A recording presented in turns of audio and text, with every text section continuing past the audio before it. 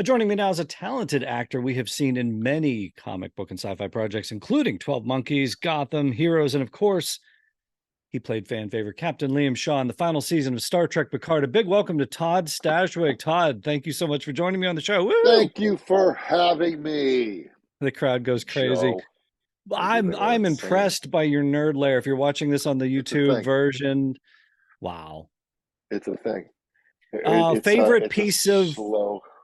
Go ahead. No, I said it's a slow evolving beast. Aren't we all? Aren't we all? Pick what's your favorite? Is it within reach, arm's length? You got something? Well, this right here is one of my favorites. It's a dice tower that my dearly departed father made for me. Wow. This is the whole Dungeons and Dragons thing. I'm literally, oh, Joe, I'm literally sitting at my signature D&D table. Yeah, you got to watch the YouTube version. Zoom in on the signature there. Todd's flinging the camera around. He's showing us the whole lair. Oh, yeah, you got to look at Wow. Wow. Dude, I'm not messing around. Wow. There's a beholder. There's let's see here. Well, it's hard to see, but I can probably do a now we're taking a tour. Version. Okay, if you're doing the audio version, just jump over to YouTube right now because he's taking us on a tour of the dungeon. This is let me see here. All right. This is the first on Comic Book Central. Okay. See, there's my dragon. Yeah, it is. Can you see it? Yeah. He's towering overhead, flying down at you. Yeah. Yeah. He's something else. And then there's a goblin right there. Yeah. Man. Oh, it looks a little gremlin-y. Is it like a little gremlin? I think it's a Pathfinder goblin. Okay. As opposed to like a D&D goblin. Ain't that right? Oh, wow. Oh, you just like, there's like flames and stuff. Well, he gets a little jealous when I talk about the other creatures. Wow. I think this might be the whole interview of just, there's like, forget Star Trek. Let's just, we'll just go around the lair. I take my whimsy seriously. Wow. Like I had questions coming up about like, hey, you're like a real nerd and you get this stuff. Like forget all that. Wow. That's okay. That's impressive. It's my bona fides, Joe. It's my bona fides. Yeah. So when does the reality show start? When does like Todd's Dungeon? Like what's reality? Terry Metalis starts that off for you? What's reality? I've actually had thoughts and conversations about possibly doing something in here. I've hosted games, obviously. Yeah. At the table. This table, by the way, you could own it through the Weather Dragon. You can buy the Stashwick table through a company called the Weather Dragon, who I developed it with. Yeah. Okay. Wow. It reminds me of like the Big Bang Theory episode when Will Wheaton was hosting like the celebrity D&D. Who's the celebrity at your D&D table that we'd go, oh, wow, that's a closer right there. That was fun. Yeah. Well, that all depends on who A, you consider a celebrity, and who B, where your fandoms lie. As far as folks who've worked on television, I've had the Jerry Ryan, I've had Patrick Warburton at the table. Mika Burton has rolled dice here. Yeah, that's top shelf. Joseph Morgan from the originals has rolled dice here. Yeah, I've had a lot of fun folks that I've had the opportunity to work on the TV with. That's top shelf celeb. One thing we know, you're going to be here in my backyard, Columbus, Ohio, in a few days, GalaxyCon. You're doing a bunch of these conventions now. I'm so glad we're going to get a chance to meet in person. That's going to be fun. What is the reaction? You're doing a lot more of these conventions now. You're going to be in the Star Trek world forever. You know that. What's the reaction because I know like a lot of soap opera actors are like, they get accosted on the street. Like, how dare you, like, do people come up to you like, how dare you speak to legends like that? Or is it lean more of Thank you for speaking to the legends like that. No, it's exactly what you think it is. It's them coming up to me first, saying saying, you know, we hated you at first, Yeah. and then we cried when you died. Spoiler. Um, Okay. I was going to throw that out off the top, but you since you did it, that's okay. yeah. It's So there's all that, and I always have fun challenging them by saying, "So what did you hate the most? When the old men came to my ship and lied to me, trying to take it, or when my first officer betrayed a direct order and put the entire ship in danger? You hated me. Got Yeah. it. Got it. Yep. I can answer But that I mean, question because yeah, I know when something's going to be good when my wife and I yell at the TV set together. When yeah, that happens, I know there's something gold happening. And we both went, how dare he? How at the dinner table, we'll talk about that in a sure, bit, but like at the yeah, dinner table, it's like, how yeah, dare he? And then there was this moment of, oh, and then a few episodes in, we're like, oh, that's how yeah. dare he. It's So it's an evolving O. Yeah, At yeah. GalaxyCon, you're going to be surrounded by not just Star Trek fans, but Star Trek actors. Let's run them down. OG Trek, William Shatner, Walter Koenig. Shatner, the Shat, Walter, who's my neighbor, by the way. Right, go get him. He's been on the show. Oh Just yeah, have a, he lives around the corner from me. that's you're both going to be here. Next gen, Jonathan Frakes, your buddy Jonathan Frakes, Brent Spiner, Love Denise John. Crosby, DS9, and our visitor Terry Farrell. What happens when all y'all get together? It's a harmonic convergence. There is it's a party. It's like a big old family reunion. What's wild is, and I mean that sincerely, because everybody feels like cousins. Everybody there's not a, oh, they're that show and you're this show. We Mhm. are all Star Trek. I just was in New Zealand with Kate Mulgrew and Bob Picardo and Jess Bush and Melissa Navia, and so, but we all are Trek family, Yeah. and everybody gets tickled to see each other, and these conventions. It's because we all experience a lot of the same thing, and so it's like one of those. You only know if you know, Mhm. and we're all torchbearers, right? We are ambassadors. I don't even want to say brand ambassadors. We're ambassadors of a legacy. Yeah. We are shepherds. We are stewards, if you will, Joe. Yeah. No, Christopher Reeve, I think, even said that on the Tonight Show back in the day. He's like, I'm just a shepherd for this character at this moment. And he realized the history behind Superman. Yeah, And you kind of get a sense of that now with the Trek universe. Um, yeah, so a lot of these folks have been doing this for a lot of years, traveling the circuit, the convention circuit, meeting the yeah. fans. What's the best advice you've gotten from your castmates of here's what's headed your way? Oh, from my castmates? You know Yeah. what? I never got advice. All I got was that sort of so we did this show called The Ready Room that Will Wheaton hosts, Hmm. and we were doing it as publicity for season 3 of Picard, and I the season hadn't aired yet, but a bunch of my castmates, Michael Dorn and Michelle Hurd, had already seen a bunch of the episodes, and so I showed up on set to shoot my segment, and they were like, "Are you ready? Get ready." And I, you know, I had attended conventions prior to because of Supernatural and because of the originals. It wasn't my first rodeo to be part of uh, a fandom that has passionate people, but the Trek fandom spans 50 plus years. The Trek fandom spans so, like, it's international. It's big, and it is probably, it may even rival Star Wars in terms of the consistency of conventions, because Star Trek conventions might be some of the first conventions that ever were.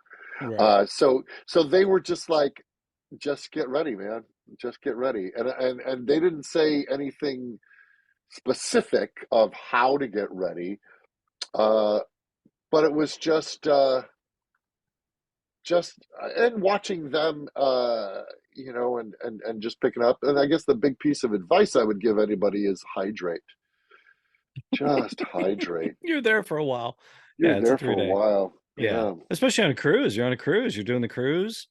I did the cruise last year. It was super Yeah. fun. Did you do I know talk to Terry Farrell. She does a wine tasting. Did you do a wine tasting? Terry Farrell. I did not. All I right. did karaoke, and we did this really cool Oh. thing that Denise Crosby organizes, where they show an episode of the original series, but they drop the audio out. And myself and Tawny Newsome and Bob Picardo and Ethan Phillips, and Denise, we all provide improvised dialogue. So we Oh, you're overdub it. MST3King it. Nice. Well, no, but we are more actually, we're not running commentary. We're actually doing the characters. Okay. But doing So, your own version. Okay. so we're making up our own Sweet. story, and it's a big old hit. It's a big Okay. old hit. That gets me into my next question. I'm born and raised in Chicago. Improv, your first love, though? Like all I wanted to be was Bill Murray. I just wanted to be a Ghostbuster. I just wanted to do Saturday Night Live, and so the being a Chicago boy, Second City was at an arm's length, and so I immediately rushed there post getting my college theater degree. I ran to Second City. Dude, we share. I want to show you. I'm looking over your shoulder. Look Mm-hmm. at the top shelf there where the Enterprise is.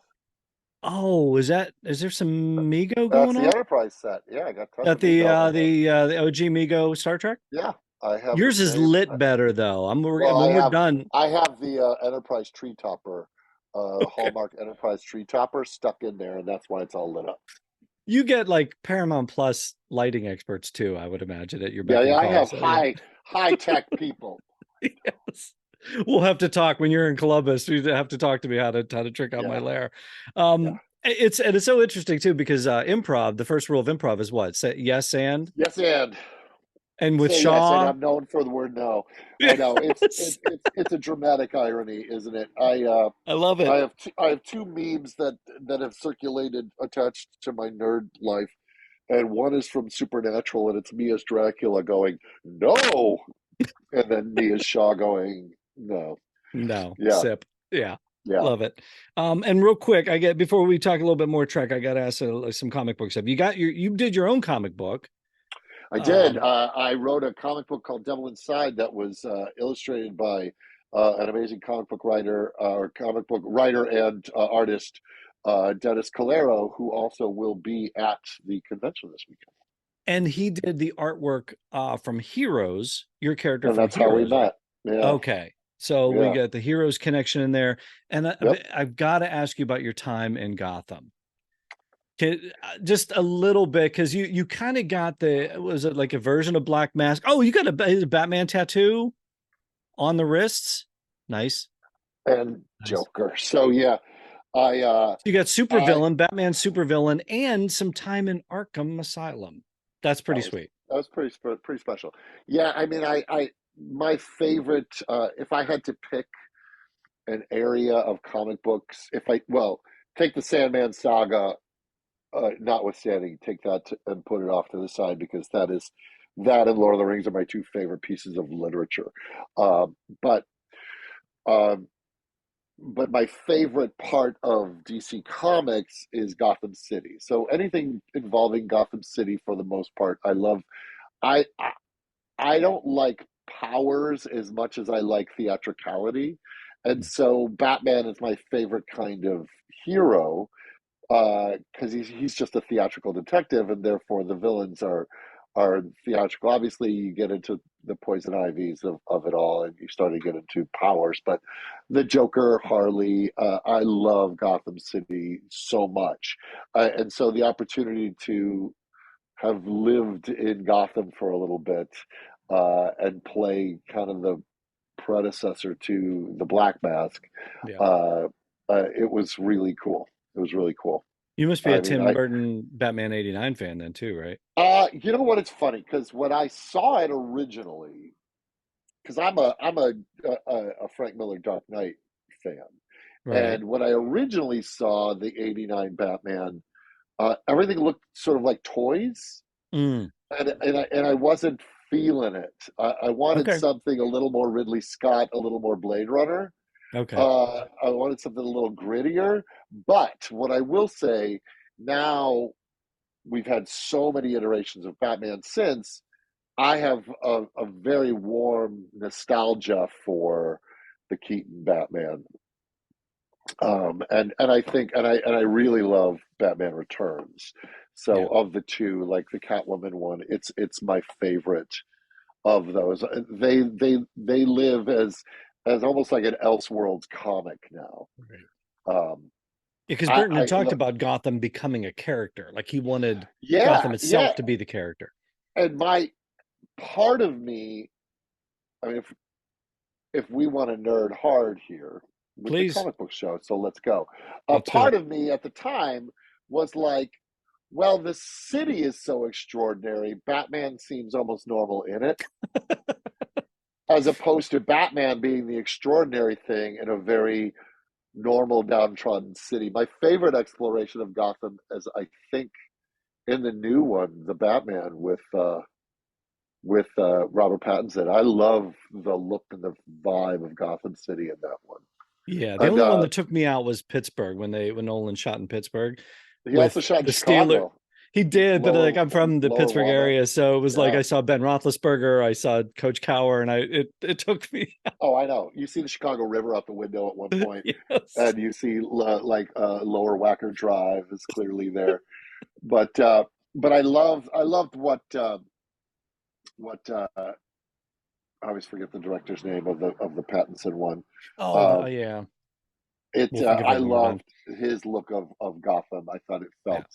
it felt distinct and real and dangerous, Yeah. and a place that would need a Batman.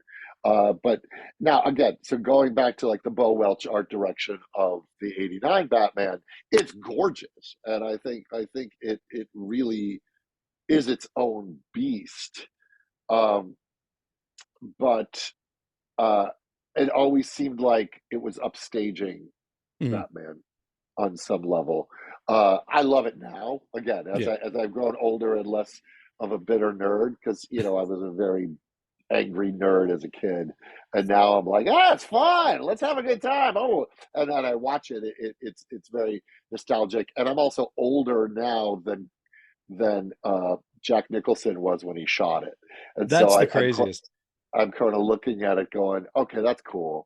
And I'm Yeah. really appreciating, I appreciate it so much more as an adult than I did as a kid, surprisingly. But again, we're so filled with opinions as youthful upstarts. And so in '89, I was 21. So I was an angry nerd.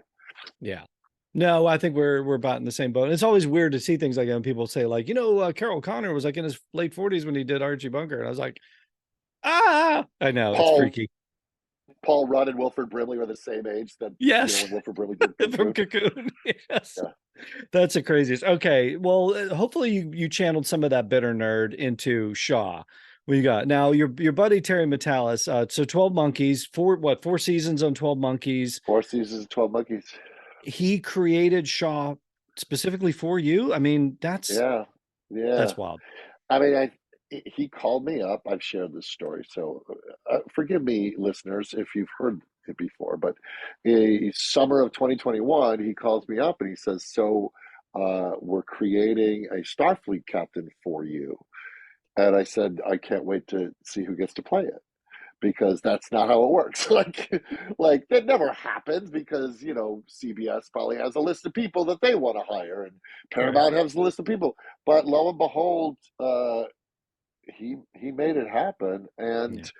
and he said we were calling him Captain Stashwick in the room long before we offered you the role because we didn't have a name for the character yet, and so we were Wow. just calling him Captain Stashwick because they knew Terry knows, and the other writers know, where my strike zone is, and so they knew the vibe they wanted for this guy, and so that's the voice they were writing to was sort of my specific cocktail, and so when I got those scripts, it just felt like I've been playing that guy for years.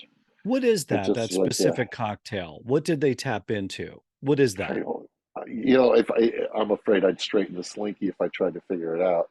But it it, seems like it's a bit of it seems like it's a bit of professionalism, and I've had enough. I've seen enough. I don't yeah, have to take this. What Shaw's cocktail is, yeah, somebody described him as the first Gen X captain. There was an article written that he's the first like over it captain Hmm. who's he's curious and inquisitive, but he's not impressed. He's not except for Jordy, but he's not He doesn't impressed. have the action figures behind him like we Not at do. He all. Not at all. And obviously for good reason, because they as far as he's concerned, the crew of the Enterprise poked the bear, which led to Locutus, and Yeah. it caused pretty much the singular most traumatic thing to ever happen to him. Obviously, the rational side of him realizes that Picard was a victim of the Borg, but at the same time, he believes their cowboy ways uh, poked the bear. You Yeah. know, he believes that their reckless sort of shoot 'em up, go in, guns blazing way of thinking caused it all to happen in the first place. Yeah, That's the brilliance of Metallis' take on it was we saw the version where it was inevitable that the Borg was coming. So thank goodness these heroes were there to intercept and save us. Whereas Shaw sees it from a completely different perspective. You don't see the fallout that no, happened. And I think that's the no, brilliant take of it. There's always two yeah, sides to every story. yeah. So the glimpse, and obviously they gave a glimpse with Cisco as well as to Hmm. the Battle of World 359, and that was pretty fresh with Cisco. But now you have a man 30 years later, 30 plus years later, who's learned to use his pain to do good, but and probably never expected to have to run into Picard ever. And when he Right. did, it clearly triggers stuff, and he smells their bullshit from miles away, Yeah. because and he also doesn't know that Beverly told them not to trust Starfleet. Uh, all he knows True. is these two guys have come in here dubiously asking to do something that just protocol does not allow for. You don't Yeah. get to just reroute a ship without orders. And so with them using some excuse of just we'll surprise them. Yeah, okay, sure we will. Uh, just just I think if Shaw had said, "I'm sorry, I don't see any actual orders, and I apologize, gentlemen. I'd like to help you out, uh, but I just until we get full orders to do." But it was the way I presented myself, which is why I think uh, fans took umbrage. It was a brilliant setup too, because our muscle memory is, of course, they're going to con him. They can con everybody. They do what they want. And then you run into this roadblock Yeah, where you not only say no, but it's the way you say no. that's what I'm saying. Yeah, And it was it's the yeah. absolutely it Did some of your improv come in on that? Did you get to improv anything, or was it all on the page? well. I think what you're asking is, did I get to make up other lines? Because you're constantly improvising. Uh, Okay. like the act of acting is an act of improvisation in that True. you are listening in the moment and you're having new thoughts and you're playing and you're responding and you're staying alive and awake in the process. True. So I'm constantly improvising, but I think the greater question you're asking is, did I get to make up some of my own lines? Yeah. Uh, and yes, one example is when I meet Jordy. The original line was something like, I explain, and he reads me the riot act of how terrible my ship is, and then I think in the script it had said something like Shaw says touche or something like that. But then I was like, well, that doesn't track, because touche is usually a moment when someone says something, when you slam somebody and then they slam you back, that's a touche. But I wasn't slamming him, I was complimenting him, and then he was slamming me. And I said, well, what if my response is, yeah, it's been a weird week? Um, as as the reason why my ship is in shambles. So to be super reductive as to how crazy the time that we've just gone through. Right. And then Terry's like, yeah, say that. That's great. And That's so we perfect. left that in. And I'm sure there's like when I knighted Jerry, when do you want to be reinstated? And I knighted her. I think I was doing it as a goof on rehearsal. And Terry's like, leave that in, do that again, do Nice. that on every take. So I mean, there's always room to play when you know Jonathan is often my director on these things. There's always room to discover, and that's what you want to be in, is in a constant state of discovery. And you have a history with Frakes too, so there's Yeah, somewhat of a shorthand there too. yeah, And how refreshing is that as an actor to for that to be allowed, for those moments to be found? yeah. Well, you want to Because be that is a trusted. guy that's like, yeah, it hasn't been. I can't do anything about it. Yeah, yeah. It is it's the ideal situation. When you the ideal situation is to have great writing, have a director that trusts you, and co-workers that are ready to be in the moment. So when the groundwork is laid, it is a recipe for success for everybody, because you feel empowered uh, to make discoveries in the moment, to keep the performance alive, awake, and truthful, and try things and keep surprising each other so that you get these little magic moments. I mean, God, Frakes breaks my heart in this thing when he's like, it's the end of the road, man. Like that whole scene when he's Yeah. bathed in red light, uh, there he just breaks my heart. And then when Patrick, after the Wolf 359 speech that I have towards Patrick, and then he goes, it's all right. I understand. And then he walks away solitary out that arch. It's just like, it's Yeah. just such beautiful, simple, clean acting. I love it. Sir Patrick gave you an attaboy after that scene? He did. Actually, he gave me so fucking good, is what he said. If I can not paraphrase. Well, there you go. I mean, that's it. He And you're a did. He Trek walked up fan. to me. He walked up to me and he put his hand on my arm and leaned in and said that to me. It was You take that, you very. put that on the resume, you take that forever. I mean, that's That's just I'm brilliant. just going to open with it, quote Yeah. unquote. Sir Patrick Stewart. Yeah. Stashwick is so effing good. That's how you do. But you were a Trek fan coming in, so was there any part of you that was like, "Oh, okay, I'm the captain. Yeah, I got this." But whoa, ho, ho. All the Um. next gen crew on the final Well. adventure, what could be the final adventure? Any bit of that? Well, there was certainly excitement. Uh, and I was just talking about this last weekend because this question comes up a lot. Um, because I'm very vocal about my inspiration is I'm a kid of the '70s and '80s, and so Mhm. I came up, watching Spielberg and Lucas and playing D&D, and these are the imaginary worlds that I played in as a boy. And I was my first action figures were Kirk, Spock, and McCoy, and so I was an original series fan. When I started watching TNG, uh, I was already pursuing acting because it was '90. I was already out of college, and I was already looking at television in terms of, well, that's what I want to do. So I'm watching what they're doing. I love the product, but I'm watching what they're doing, as opposed to like Harrison Ford. I was 8 years old when I first saw Han Solo, right? Right. So that I don't know what I would do if I'm suddenly having to be in a Star Wars with Harrison Ford. That Right. might blow my mind. What I will say is the experience was never lost on me, and I was humbled by it and excited to go to work every day.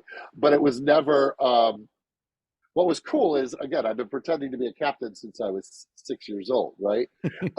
So to be able to pretend to be a captain again and be able to sit across from a legendary captain, now admiral, uh, That's pretty special, right? Yeah. It was rarefied air, and it was never lost on me. I was the joke that I make is if you had told 6-year-old Stashwick that someday he would be a Starfleet captain, I would say, yeah, that totally tracks because that was the plan. Like, Of course that's it all I've was. ever wanted to do, Of course, right? I'm That's all studying I've the ever craft. wanted to do. And Yeah, sitting across from a retired admiral yeah, yeah. Retired. and a captain Retired with now. no ship. No share. Sorry, Titan's mine Love now. it. Coolest moment on set. Coolest moment on set. I think like the stuff when you're like, well, aside from being able to be given that amazing speech, which just, and then given the freedom to lead into it, and then given the acting partners of Ed Spaliers and Sir Patrick Stewart, that was pretty sacred. But I would say the stuff that really, like when I'm like, this is freaking Star Trek, is when I'm getting to say like evasive maneuvers and battle stations and like hard starboard and all of that. Like when we're on set and we're on the bridge and we're facing off against aliens in space, sitting in my captain's chair, punching in coordinates, like all of that, like that that little kid stuff, you Yeah. know, the little kid stuff. Like when I was a little kid, I did not want to pretend like I was having a post-traumatic stress disorder monologue about some war wound. I wanted to be yelling fire. Like that's the stuff that That's the part of me that wonders, like, how much of you wanted to just get in a chair and just start spinning around and go pew pew pew, and, well, that's what I'm saying. So that part, Yeah. that's like when it goes, oh, this is the like this is when Terry and I would be looking across from each other across the room because he's as much of a nerd as I am. Yeah. When I would be sitting in the captain's chair with Picard here and Riker here and facing off against these guys and you know and Sean not giving an inch. And then Yeah. looking over at Terry, and he's like, "Look what we're doing, man! Look what we get to do." I'm like, "Yeah, it's and it's again, it's a timeline that started with Kirk, and and it keeps going. It'll go along past me, but it's so cool to have my thumbprint in there somewhere, my signature in that captain's log. It is, and I mentioned fan favorite. Well, you said what happened, so spoiler alert. You don't, it's 10 Yeah. episodes. You make it 9. Oh, I'm in the 10th. Is it? I'm trying to remember. I thought, well, you died in the 9th. But I'm in the 10th. Remind me. I got to go back and watch. I promote 7 of 9 to captain in a hologram. Oh, that's right. That's right. Okay, so you got all 10. Uh-huh. But I mean, is that it? Yeah. Is that okay? Here's a quote. Correct me if I'm wrong. Here's a quote. Terry Metalis on Screen Rant. There was a plan from day one for Todd as Shaw to be part of it. This is legacy. Maybe there's a legacy, maybe there's not. We don't know, right? How you ask, it's amazing, and that's all I will say. Every time Todd and I talk about it, we get chills. And no, it's not a cop out. It's kind of incredible, moving and fresh. I hope one day we get to do it. What's that mean? I'll tell you when it happens if it happens because I don't Okay, want to. There and literally there is no plan right now. There is no right. Star Trek Legacy. There's nothing on the books. We have not heard anything. Yeah, I asked Uh, Frakes about it. He's like, it's insane because the numbers are there. We know what's going on. We know it'll work. And Frakes is like, let's do this. And he's just going to be like dude in a chair. And he sends everybody out in the missions. So he's got he's it figured out. he's Charlie. Um, Yes. uh, um, yeah, look. I think it's Is that always. incorrect? Have you had a conversation with Terry about that? No, we've talked a ton about what we would Right. like, how to bring, uh, how to bring the character forward. Yeah. And we always the joke is I'm Spock dead, right? Like I'm as dead as the plot requires me to be. How many Fair. people, including Picard, have died Okay. on the Okay. show? And it's science fiction, so you just science fiction the character back in a way that doesn't besmirch that which came before the sacrifice, arc of that character, and you figure it out. There was my favorite story is one of I was watching Stephen Moffat talk about Doctor Who and how there'd only be like 13 generations. There was only supposed to be up to 13, and so he said he goes, we've all figured it out, how you would do beyond 13. He goes, we have a date and time and a location set to the side, and we will bring a very specific group of writers into that room, and we will make it up. There you go. That's it. That's it. I wish it was. And nobody ever dies in science fiction, so that's 100%. So yeah, Terry and I have discussed an idea and really played with the way that it could go and iterate and whatnot, and that's been a lot of fun to do. We just there's Paramount have their Star Trek shows they're doing next, and that's Section 31 and Starfleet Academy, and I think there's only so much bandwidth and money and all of that stuff that they have not greenlit anything for us. As much as the fans want it, as much as we want it, and maybe long term. Well, I'm sure we haven't seen down the road. Show. Who knows? We'll see. We know what's next. They have my sword, as Aragorn says. We hope it's not the last of Shaw. We know it's not. We're going to see you in Columbus here. GalaxyCon is coming up next. You got more conventions on the way. Todd, my goodness, you have cemented your legacy in Star Trek universe. Thank you, sir. Excellent job. Looking so forward to seeing you in person. Yeah, and being able to tell you this face to face. I got a lot of family in Ohio that are coming to see me too. Oh, good. Well, then just stay here and we'll go out for a beer. We'll do that. My daddy grew up in Ohio. Yeah. Just hang out and we'll go knock one back. My sister. Yeah, it'll be fun. Continued success. And thank you for making the time to join me on Comic Book Central today. Cheers, buddy. Thank you very much. Appreciate it.